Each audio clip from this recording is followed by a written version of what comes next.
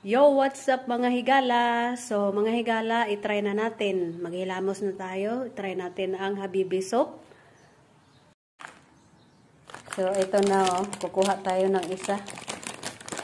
Maghihilamos. Ayan oh, mga higala oh. Ayan. 3 yung laman. Ayan na mga higala oh.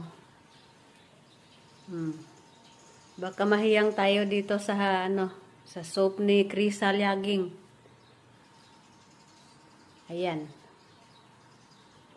Kailangan daw ibabad daw. Ibabad ng mga na siguro, mga 10 minutes lang. So, ayan.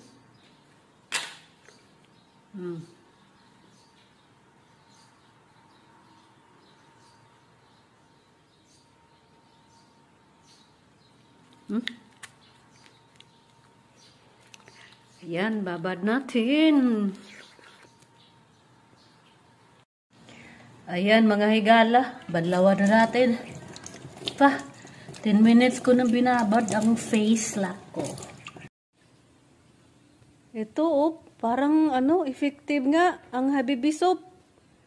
Parang pumuti agad, naging clear ang aking face na wala agad yung mga mga itim-itim.